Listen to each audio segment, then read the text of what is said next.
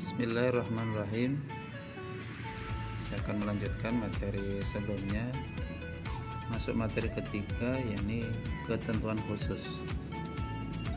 Di antara ketentuan pasal-pasal dalam undang-undang, kadang-kadang terdapat ketentuan yang bersifat khusus atau disebut dalam istilah hukum lex specialis derogat legi generalis.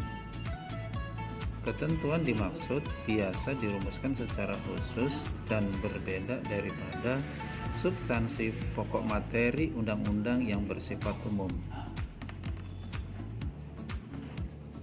Pasal-pasal khusus itu biasanya dirumuskan dalam seksi atau subbab terdiri yang berisi norma kecuali terhadap ketentuan pokok dalam seksi atau subbab utama.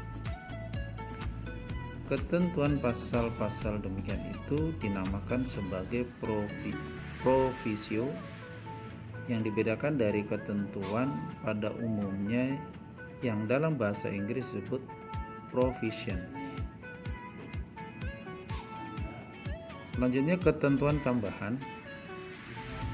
Ketentuan tambahan atau ketentuan lain-lain adalah ketentuan yang berisi tambahan norma terhadap substansi pokok yang hendak diatur dalam undang-undang. Biasanya ketentuan tambahan ini ditempatkan dalam bab yang tersendiri sebelum ketentuan penutup atau bahkan sebelum ketentuan peralihan dan ketentuan penutup. Sesuai dengan kebutuhan, kadang-kadang ketentuan tambahan ini dapat pula dimuat dalam ketentuan penutup. Namun, pada umumnya ketentuan tambahan dimuat dalam bab tersendiri, yaitu bab ketentuan tambahan sebelum bab ketentuan peralihan. Selanjutnya kelima, ketentuan peralihan. Ketentuan peralihan adalah ketentuan yang berisi norma peralihan yang berfungsi mengatasi kemungkinan terjadinya kekosongan hukum sebagai akibat peralihan normatif dari ketentuan lama ke ketentuan baru. Ketentuan peralihan ini memuat penyesuaian terhadap peraturan perundang-undangan yang sudah ada pada saat peraturan perundang-undangan yang baru mulai berlaku, agar peraturan perundang-undangan tersebut dapat berjalan lancar dan tidak menimbulkan permasalahan hukum. Apabila diperlukan, penulisan ketentuan peralihan itu dituangkan dalam bab tersendiri, yaitu sesudah ketentuan pidana dan sebelum ketentuan penutup.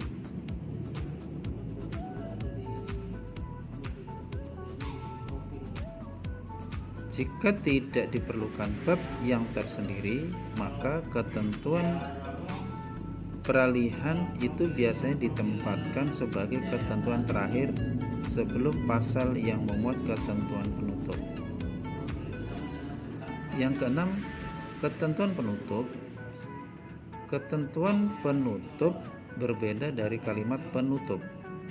Dalam undang-undang, yang biasanya dirumuskan sebagai ketentuan penutup adalah ketentuan yang berkenaan dengan pernyataan mulai berlakunya undang-undang atau mulai pelaksanaan suatu ketentuan undang-undang. Yang ketujuh, itu penutup. Penutup merupakan bagian akhir peraturan perundang-undangan. Di dalam kalimat penutup tersebut dimuat hal-hal sebagai berikut.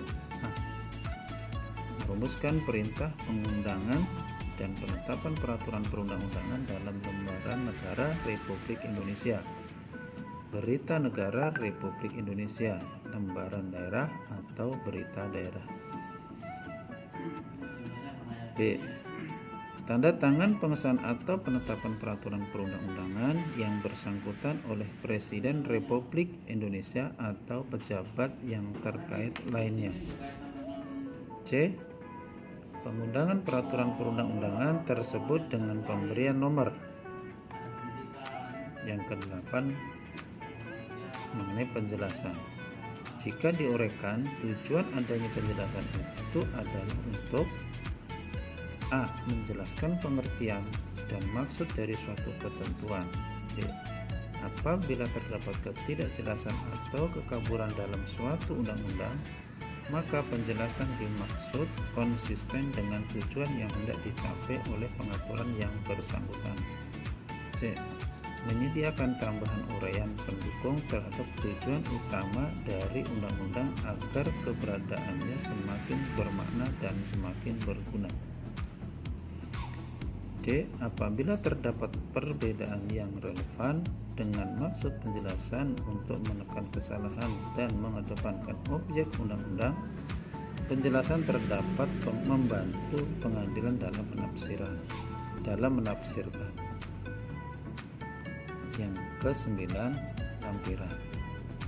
Peraturan perundang-undangan dapat dilengkapi dengan lampiran. Lampiran-lampiran itu merupakan bagian yang tidak terpisahkan dari naskah peraturan perundang-undangan yang bersangkutan.